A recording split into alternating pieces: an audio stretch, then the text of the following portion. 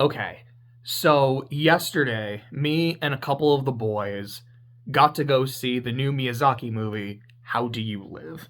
Also known as The Boy and the Heron. Now, while The Boy and the Heron is the localized term, I would much rather call it How Do You Live? Because having seen the film, it's, to me, a far more fitting title.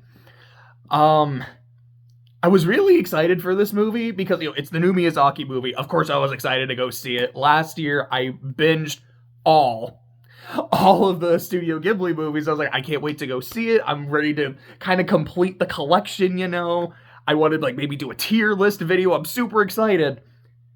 And then, literally 20 minutes ago, I was on my laptop okay, I want to see if I can actually find a tier list that has all the Ghibli movies. I'm not going to do that today. Probably not tomorrow. Thursday would be great if I can swing it, but I make no promises. Let's see. What the hell is The Red Turtle? Oh, that's a whole ass Ghibli movie that I just haven't seen. How did I miss that? Fuck, I'm not caught up yet. So, I didn't actually see all of them. I thought I was one shy, and now that I've seen that movie, I'm somehow still one shy. But hopefully I'll be able to watch it in a day or two, then I'll be caught up, then I can maybe do the tier list, but I'm getting a little too ahead of myself. I want to talk about this one. So something I feel like I haven't done in a while, I mean, I guess having a structured video isn't something I've done in a while, period. But what I try to do with a movie that I've seen in theaters is divide it into 3 categories. No spoilers, excuse me, which is a lot of just kind of general thoughts on the movie.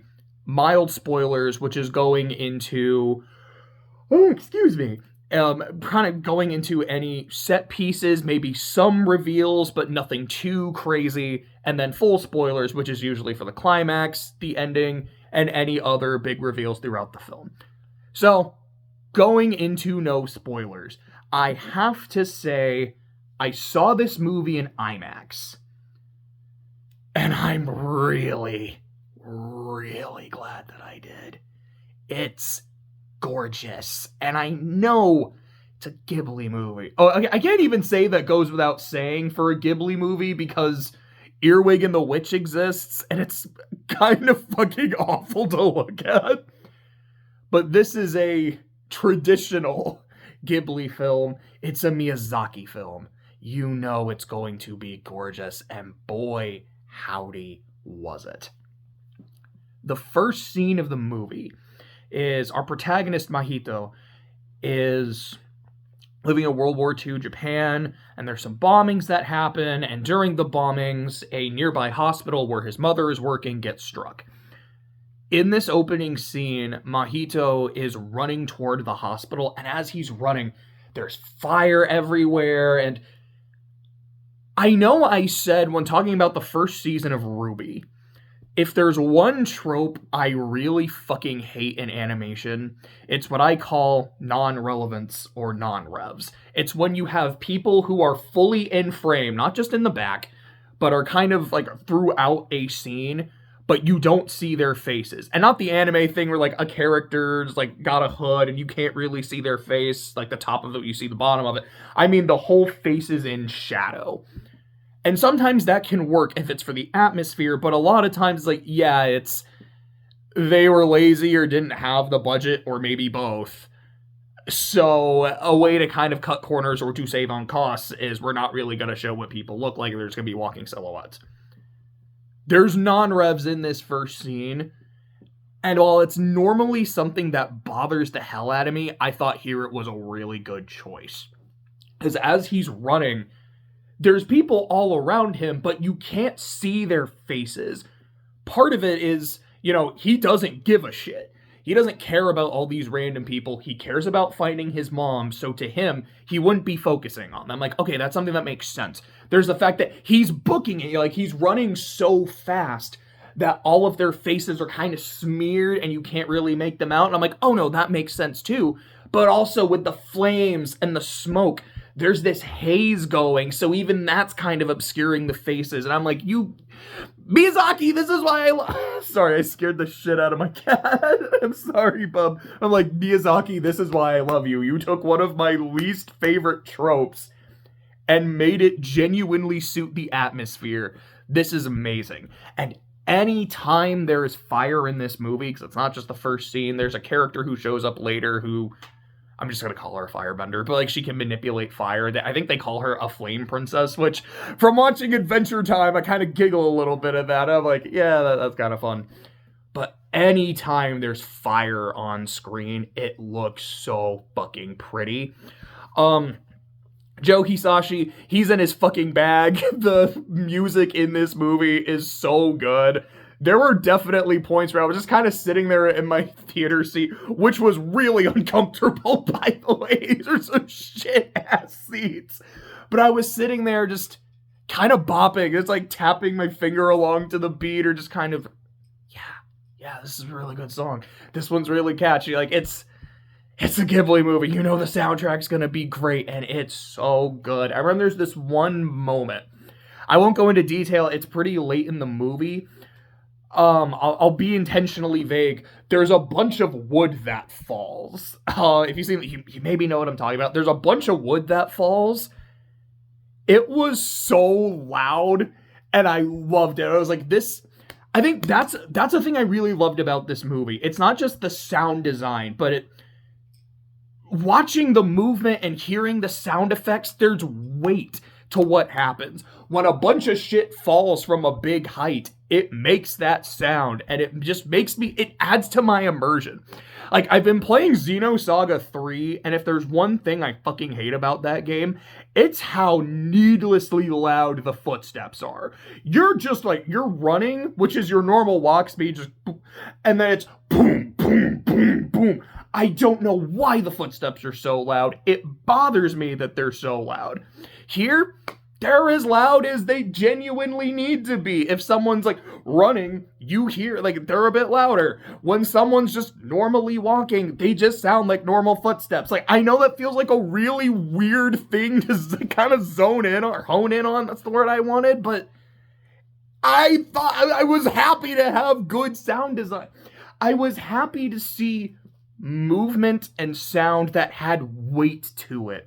Because, boy, earlier in the day, I watched Ruby Justice League Part 1, and there was almost no weight to any movement or any impact at all.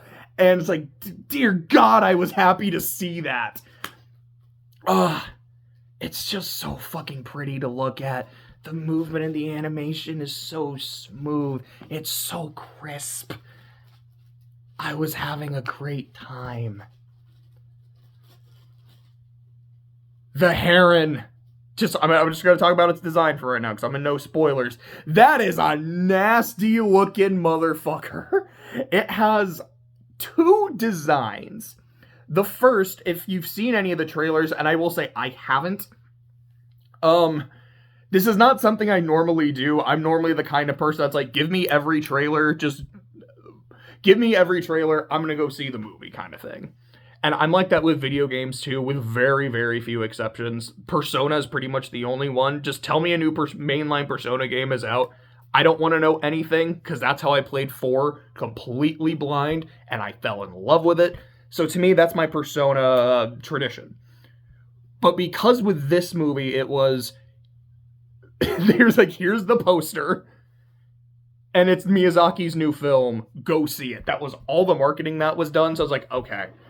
If that's how they want, from what I understand, Miyazaki himself was like, that's a weird way to market the movie, but I mean, if that's what the fucking company wants to do, it's what the company wants to do. So I was like, all right, if that's how they're trying to market it, I will honor that. I won't see any trailers. But if you've seen the trailers, or if you've seen like the image, you've seen what it looks like, and it's a nasty looking motherfucker. It's got these big ass fucking teeth. And I love it. I love how creepy it is. I love how deranged it is. Anytime this thing smiles and you see these human-ass teeth, I love it. I hate it, and I love how much I hate it. And then later in the movie, and it's not even that much later, so I feel like I can say this and no spoilers. Its other design I could best describe as... Have you ever watched Digimon Frontiers? You know, the one where they would fucking Mighty Morph into Digimon? Do you remember Grumblemon? The fucking gnome goblin doing like Grumblemon. He has a fucking sledgehammer. Imagine that wearing a hoodie and the head of the Heron is the hood. And if you think I sound off my fucking rocker, I mean, I guess so, but like that's what it looks like. I don't feel like I'm exaggerating. I don't think I'm making it sound weirder than it actually is. Because there's parts where this thing is talking, and then you can just see the head inside the beak. And it'll almost like, as it's talking, be chewing on its face. And it's fucking weird, man.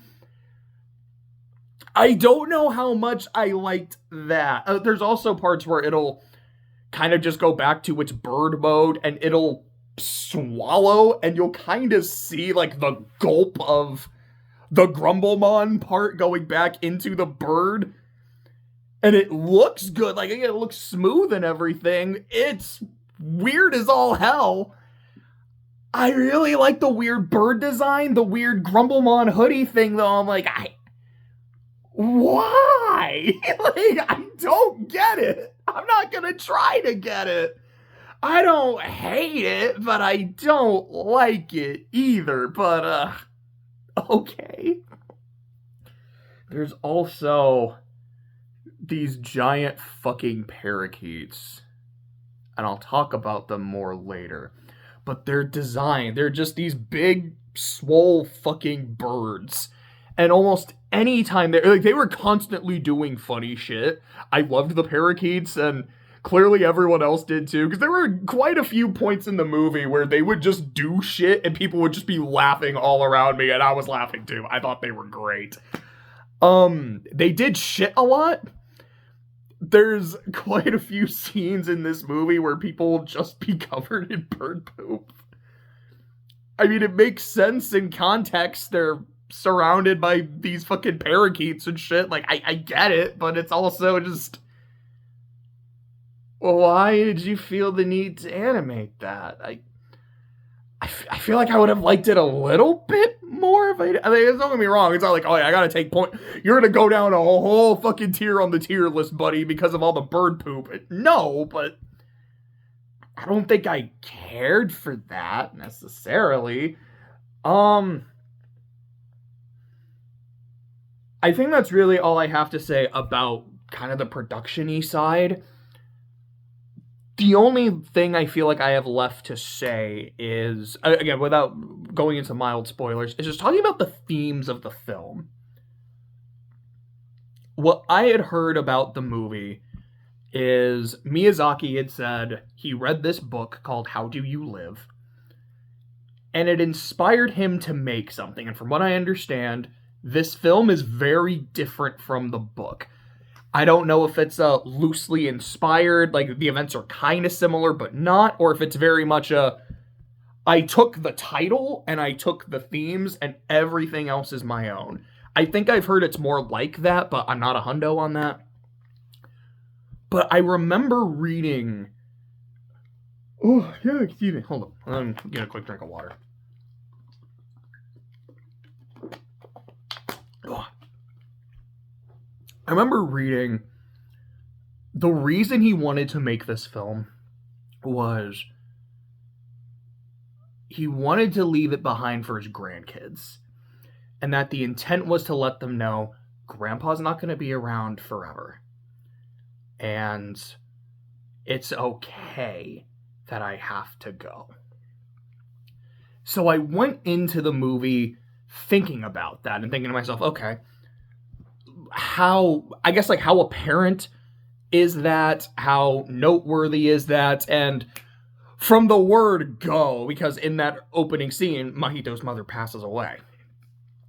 A lot of the film, or I'd say at least the first third of the film, is about grief, loss, death, and acceptance, or at least trying to move to acceptance. Another major theme of the film is legacy and wanting someone to carry on your life's work. That's all I can say about that in this point of the video. So I'm gonna go ahead and transition into mild spoilers and go. Why did I do that? That was fucking weird. I don't think I've ever done that before. I don't know if I'll keep doing that. I kind of liked it, but that's just because I like moving my hands when I talk. Anyways, we're gonna just keep going. So in the mild spoilers, brain stopped. I was gonna talk about like the major event that happens. I'm like, no, there's a couple weird scenes I could talk about that happened before it. So let me go into that. So, this big-ass heron that never gets a name, actually. It's just referred to as the gray heron or the heron, so I'll just be calling it the heron. At one point starts talking to Mahito, and he's telling him, you know, I know where your mother is. Your mother isn't dead. She's waiting for you. You gotta go see her. You have to go rescue her. Come on, follow me. I can take you to your mother. While, again, having this really creepy, raspy voice and talking with this mouthful of teeth and sometimes mouthful of Grumblemon, and it's weird, and I love it. There's one scene where Mahito pulls out a fucking boken and tries to fucking attack it, and then the heron just, like, swoops by, fucking bites down on the boken and rips it in half. That was pretty fun. There's a scene where it just swallows this fish whole. Like, what the fuck am I watching? At one point, he gets a couple of the heron's feathers and uses it to make it, like, to help an arrow fly. And then the arrow just starts fucking homing in on the heron. And that was honestly a lot of fun. There's this bit where Mahito goes to school. And then the local kids get into a fight with him and kind of kick his ass. And on his way home, he picks up a rock, like this big rock, and then he just fucking beans his head in, starts bleeding profusely, and then he comes home and he's like, no, yeah, I took a fall, I took a tumble, and like part of his hair ends up getting shaved off. They put some shit on there to stop the bleeding. His dad's like, tell me who did it, tell me who did it, tell me who did it. It's fine, Dad, no one actually did it. And you never actually get an explanation as to why he did it. And I honestly, surprisingly love that. Because I was watching it and I was like, okay, why? Is this I'm just frustrated, I'm angry, and I need to find something and some way of venting? So in his frustration, he just goes like, "Gah!" Like, because he like felt like he needed to hit something, and he bled profusely. He was like, oh, well, now I look like an idiot. Was he just trying to get his dad to come home from work early, knowing that this information would get to him, and he kind of just wanted his dad to take care of him for a bit? Did he do it because... Oh, shit, I just had something and I lost it. Fuck. Oh, I remember now. Did he do it because he just wanted to get out of school? Like, if I'm concussed and bleeding, I won't have to go...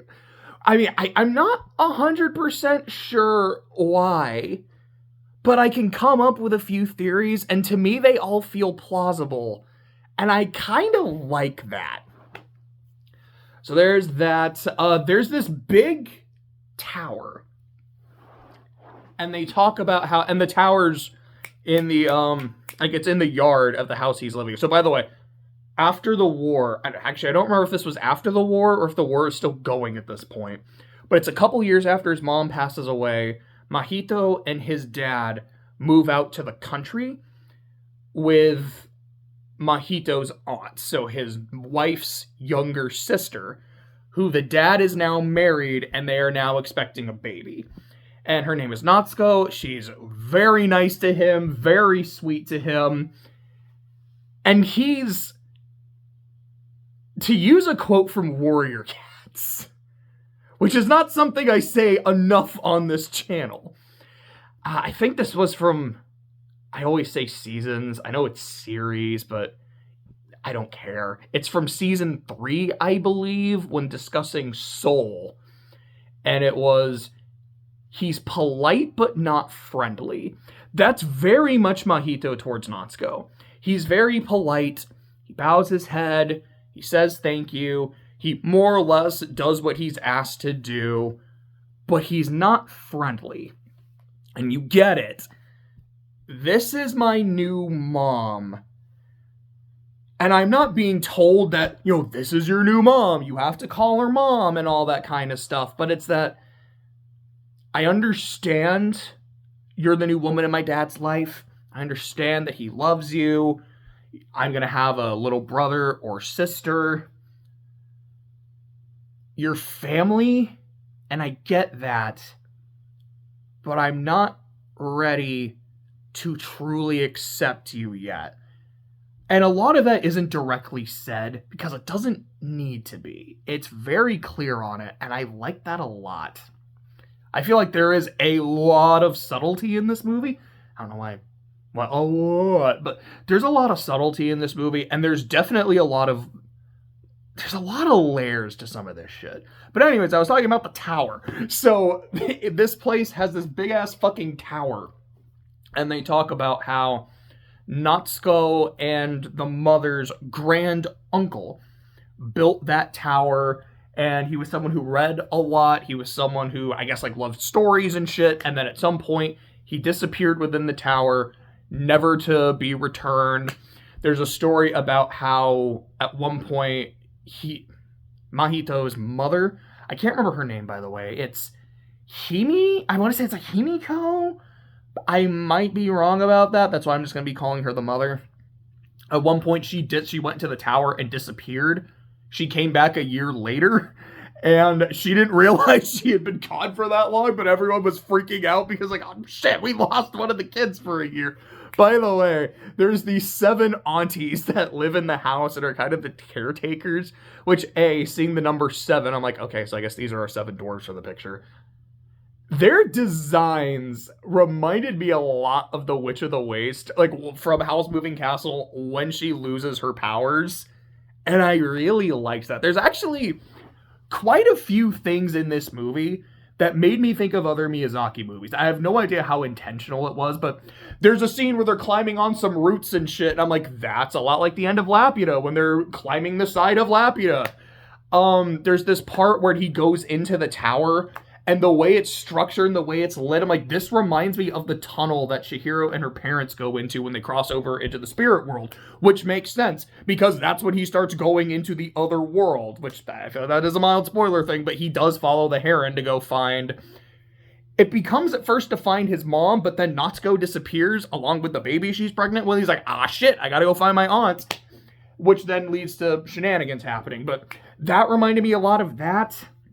Some of these designs, even the Grumblemon design has that Witch of the Waste feel. There's Howl's Moving Castle. There's also some of these scenes where they're on a hill and there's stars everywhere and shooting stars. That's also Howl's Moving Castle. I don't want to say, boy, there's some scenes with water and big waves, so there's Ponyo, but it kind of is. I don't know if there was anything that really made me think of Kiki. There's a scene pretty early on where he just kind of collapses onto his bed, and I'm like, that is one of my favorite scenes from Kiki. Which feels like a really weird thing to say, but yeah, just her going and collapsing onto the bed, I'm like, I understand that. I feel that. There's a lot going on in just those 4 seconds, and it's beautiful. I don't remember if there was anything from The Wind Rises, or at least that made me think of The Wind Rises. From Porco Rosso, there's a location near the end of the movie where some characters are sitting in this white gazebo, and I remember a very similar looking locale, at least the gazebo from Porco Rosso.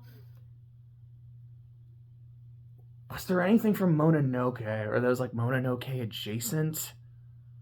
Or Nausicaa? Not off the top of my head. Maybe if I watched it again, I'm probably not going to go see this again. Nothing against the movie, it's just I saw it, I'm Gucci. But yeah, when it comes out on like DVD or Blu-ray or whatever, I'd like to cop a copy of it. But anyways, there's a lot of things that kind of reminded me of some of his other movies, and if this will be his last movie, it might be. I know it's been said that he's already working on his next project, because for Miyazaki, there is no final project. But if this is a movie about, I'm not going to be around forever, and it's kind of a way to say goodbye to my grandkids, I'm like, maybe he won't be able to finish the next one. I don't know. So if this is the final film, thematically, it's very, very fitting. But also just a lot of these little things that reminded me of past movies that he made. I really liked it. It's like Wish. But in Wish it didn't work. Here it just did. Maybe that's because this movie wasn't dog shit. I don't know. But I will take it. Anyways, he follows the Heron into the tunnel so he could go find his mom and also save his pregnant aunt. There's a moment where his mom is sitting there on a couch, not facing him, and he goes and he touches her, and then she melts into water. And it was really cool and really disturbing, and it was like, there's a lot of freaky shit in this movie, and I love it. But after that shit, that's when he shoots the arrow at the Heron and he fucks it up, and the granduncle's like, okay, Heron, you're gonna be his guide, you're gonna go help him, bye, and then they sink into the floor, and now they're in another fantasy world. In this fantasy world, he meets this young woman who's a younger version of one of the aunties that takes care of the house. There's this young lady who's the fire princess that fights off some of the, like, evil birds, like the pelicans. There's a scene of this pelican who's, like, fucking decrepit and kind of decaying, who is begging Mahito to kill him and end his suffering. That was fun, and apparently in the dub, because I watched it subbed, apparently in the dub that's going to be Willem Dafoe, and that actually really excites me. When I heard that Willem Dafoe was in the movie, I was like, please be the Heron, please be the Heron, please be the Heron. Okay, he's not the Heron, but I can accept this. I can fuck with that. I like that. But she helps fight some of the, like, the birds, like the pelicans and the crazy ass parakeets. Now I can talk a bit about them. The parakeets eat people. There's this whole... I was fucking cracking up at this scene where he and the Heron are kind of sneaking around the parakeet stronghold and have these giant bones, or just fucking bopping them on the head, just getting bonked, and I was fucking cracking up. The people around me were cracking up. The scene where he first meets the parakeets, he's looking for his aunt. He's like, do you know where my Aunt Natsuko is? Like, the one with the baby, and like, oh, come on. And as he's following them, the parakeets behind him are holding, like, cleavers and shit, and a lot of the parakeets surrounding are just holding plates. It was really funny to look at. But then he gets saved by the fire girl, and she's like, cool, I will take you to your aunt. She takes him to the aunt, and I feel like this is where I should go into full spoilers. I just want to see, do I have any other mild spoilers I want to get to? Oh, go.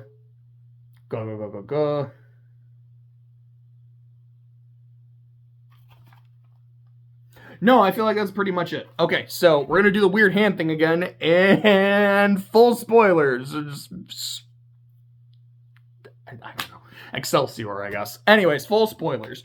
The fire girl is his mom. It is a version of his mom about his age, not in a weird Back to the Future kind of way, but in the couple... This is another thing that made me think of Laputa, was just a couple of kids going on this adventure and fighting monsters and shit. I'm like, this is wonderful! He pretty much knows from, like, the moment he meets her that this is his mom. This is apparently, I guess, the year when she was stuck in the tower and didn't come back out.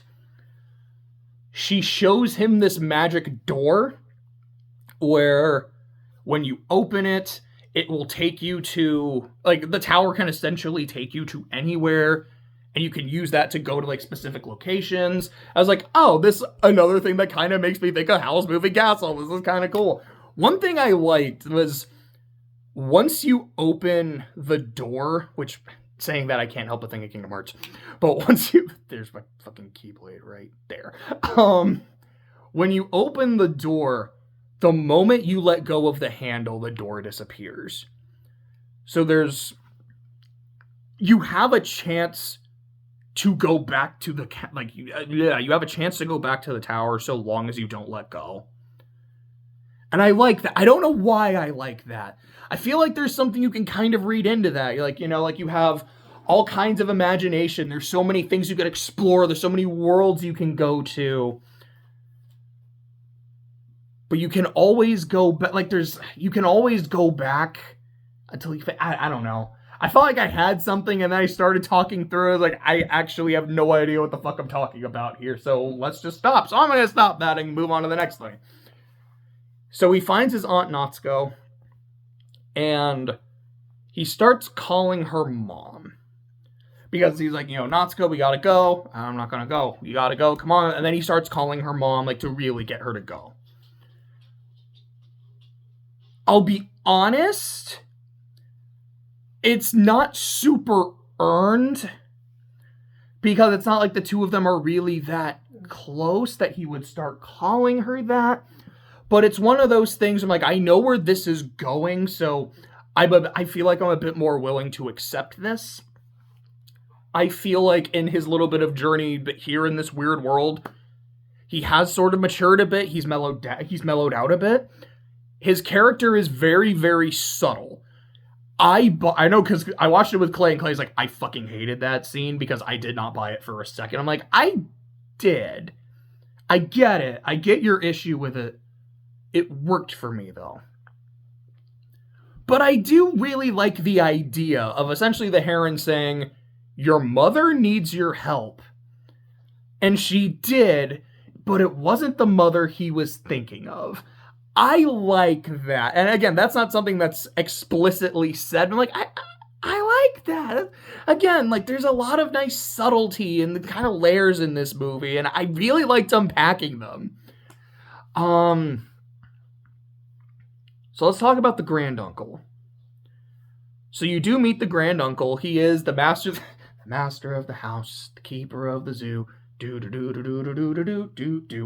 he's the guy in charge of all this shit. He's the one that created these creatures. He's like the fucking parakeets. He brought other creatures into here, blah, blah, blah, blah, blah, blah, blah. And he wants to pass on this ability. There's also some shit about, he's like, yeah, I made a contract with this giant fucking rock. Is that the last little bit of Laputa that went flying away after the spell of destruction? Not quite, but it almost is. So I guess there's another fucking point for Laputa in this movie. But anyways, he's like, I made a contract with it where I can use these blocks to create worlds and shit. And this is one of those parts of the movie where I don't think, because this is kind of something we were talking about when we were discussing the film. The plot of the movie has a lot of holes in it and some parts that don't really work or make a lot of sense. But the story of the movie is really impactful. I know those are very, very similar, and I will usually refer to them as the exact same shit. But honestly, to me, the difference is the plot is this. These are the actual individual events that happen. The story is the bigger picture. It's what it's really about. It's the themes. I guess it's the entire timeline of the film is its story. And then these individual moments and explanations for shit are the plot. The plot's very messy, but I think the story carries it. Okay, the art carries it because it's a Miyazaki movie. But I hadn't done that yet in this video. I almost went a video without making that fucking Adventure Time sound, but I can't fucking do it, I guess. Anyways, point. I think the story about the granduncle is really interesting because to me, that is Hayao Miyazaki. It is this man who loves creating worlds, who can't stop. A man, and I don't know a lot of his personal life or his personal history. So this is maybe me reading in a little too deep, but it feels like this is a man who got so lost in his own creation and in his own worlds that maybe it did create distance between him and his family. But he wants a successor. He wants to find someone that will carry on his work, his legacy, and he wants it to be a family member, because they make it clear, I want one of my descendants, someone of my blood, to keep this going. Kind of like how, and again, like, I don't know if Hayao pretty much forced Goro into animation, if it's something that Goro wanted to do willingly. I don't know that shit. But I do know that Miyazaki's son is now in the business. I need and want a descendant to do this and carry on my work, because I'm not going to be around forever. I'm not going to be around much longer. But they don't. Mahito rejects that. I don't want it. But so you're saying you'd rather go home to your shitty reality, to World War II Japan, a world with death, a world with fire that you don't know is going to last, rather than the joy of creation? Yeah. It's just not something I'm interested in. And the granduncle does accept it. And it really does feel like a movie where Hayao Miyazaki is saying to his descendants, this is my life's work. Creation, making stories, making worlds. And as much as I want a successor, as much as I want to pass the torch, and I would love it to be someone of my own blood, it's okay that there isn't. If my descendants don't want to get into animation, if they don't want to get into writing or creating worlds, that's okay. You're not making disproud, unproud. Grandpa is accepting of that. Grandpa loves you no matter what. That's what I was getting out of it. And the whole story of Mahito and losing his mother and that struggle to let her go. And he's like, I know this is probably bullshit. I know it's probably a trap. But I have to go see just in case. But by the end of the film, understanding that and being able to move forward and call someone else mom. Grandpa's not going to be around forever. And it's going to hurt. But it's okay. Because a part of me is always with you. And the fact that I have you is more than enough for me. Because the last thing his mom says to him is, she's like, hey, do you want to come with us? You're going to die if you go through that door. Because she's like, hey, that's the door y'all need to go through. This is the one I need to go through. He's like, but you'll die if you go through there. That's okay. Because I will have been your mom. I'll have had you. It's fine.